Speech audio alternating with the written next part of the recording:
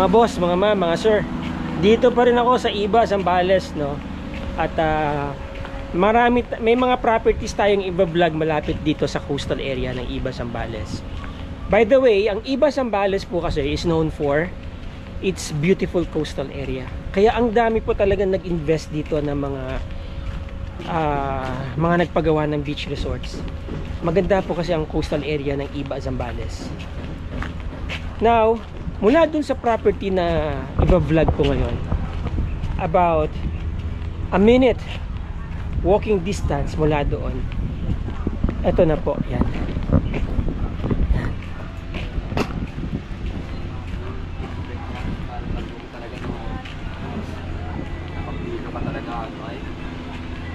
Ito ang coastal area ng Iba, Zambales.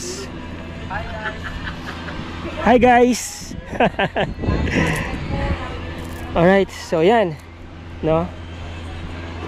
Mapapansin nyo, ang pinagkaiba niya dun sa mga ibang na-i-vlog ko, kagaya doon sa pati dyan, sa parting south, papunta na yan ng Olongapo, no? Dun sa Cabangan, parting San Felipe, San Narciso, medyo palalim na po yung dagat. Pero dito, ang layo na nila, mababaw pa rin, no? Maganda yung contour ng dagat dito. Pag nag-high tide, bababaw pa rin. Pag naglo-low tide, bababaw pa rin. At marami na pong mga resorts din dito. Medyo pag ganito po kasi tag-ulan, talagang maraming mga ganito kayo mapapansin na nagkalat. Pero pagdating ng summer, malinis na naman yan. Buti nga ngayon wala nang masyadong mga plastic bottles eh. Okay. Now yung property po na binebenta, kung nakikita nyo, nandun yung kotse, yung tapat nun, yun yung property na binibenta. So mula doon hanggang dito sa beach, siguro mga 50 meters away or 80 meters, something like that. Yan. Okay. Now, meron na pong bahay na nakatayo dito sa property, ano? Pero I would like to emphasize, hindi po yung bahay ang binebenta natin, yung location.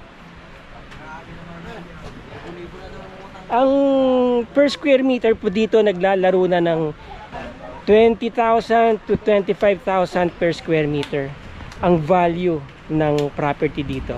Kasi isa talaga to lugar na to kung saan marami talagang nag-invest. This is about 4 to 5 hours drive from Manila, about 200 kilometers from NLEX, Balintawak. Okay, malapit ang palengke, napakalapit ng mall, Jollibee, McDonald's, you know.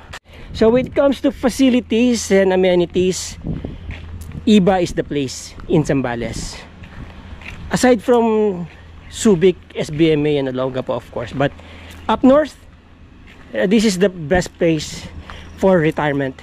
Okay. Maluwag ang kalsada, 'di ba? Hindi kagaya yung ibang nakita ko talagang eskinita. Pero this one talagang kita nyo naman, standard ang luwag ng kalsada. Okay. So ayan ha, doon tayo galing. Lapit lang, 'di ba? Nandiyan ang sunset. Nandiyan ang sunrise. Ito po yung binibentang property. Maliit lang siya. Pero sabi ko nga, ang value ng property hindi po yung sukat, kung hindi yung lokasyon, 'di ba? Pero very accessible, ayan no. Hindi po binabaha itong lugar na to. Alright? Okay, tapos yan, may puno na ng mangga. Sir, matanong ko nga po, ano ba itong puno ng mangga ninyo? Ay, ano po yan? Kinalabaw po yan, sir. Oh, kinalabaw pa yan, no? Kita nyo naman. At saka fresh po talaga yan, talo nyo po yan na susuka lang po yan talaga. Natural po yan. Natural. Oh. Ha? Kasama. Alam mo yung last na harvest namin dito? Alright. 4 na sa ako. Ito po yung bahay na kasama dun sa lote. Okay? Again, remember, gusto ko lang po emphasize, we're not actually selling the house here, but we are selling the location. 'Di ba? Naglalaro po ang presyo dito sa area na to, somewhere around 20 to 25,000 per square meter. Yes, mas mahal pa nga po yung iba. And considering ito po ay titled. Hindi na natin titignan yung loob ng bahay, ano, but I want you to see na yan yung bahay. Okay? Very ordinary, medyo luma na, pero maganda pa ang integrity ng structure. Alright? Ilang bedrooms to? 4. Merong 4 bedrooms. Ang size po ng bahay nasa 100 square meters ang kanyang floor area. Mataas ang bubong, no? Mataas. Maluwag pa ang paligid, ano? Marami pang room for improvement. Ayan. Tapos may exit dito, and I think this is their laundry area. Yun. So yan, nakabakod na dito, parang firewall na rin. Alright? I think itong bahay, pwede nyo pang ipa-renovate ito, pagandahin pa, if you want a vacation house here. Madali na lang pong pagandahin itong lugar na to. Anything is possible now if you have the fund, syempre, if you have the budget. Binibenta po siya ng 18,000 per square meter. So, gusto po isarahan ng may-ari yung value ng property, yung benta ng property sa 4M. Wala na po kayong problemahin, sila na po ang sasagot ng transfer, capital gains tax and everything. Mag-aantay na lang kayo ang dumating ang title sa inyo. Okay? Now, if you're interested to acquire this property, napakalapit sa beach, no? Bihira na lang po makakita ng mga ganitong properties dito na for sale. You know, eksakto lang ang cut, 226 square meters. Pwede nyo rin pa-demolish ang bahay na yan, pagawa kayo na mas maganda. If you're interested in acquiring this property, nandiyan po ang aking number, nandiyan ang aking Globe number, ang aking Viber, WhatsApp, email ko po nandiyan, ang aking Facebook link nasa baba if you want to message me sa aking messenger. Tawagan nyo ako, text nyo ako, i-message nyo ako, email nyo ako. I'll get back to you within 24 hours. At kung gusto nyo mag-schedule ng tripping, syempre, ayun si Ma'am Emily, no? Ayan. Kasama nyo po siya magti-tripping dito. Tsaka si Ma'am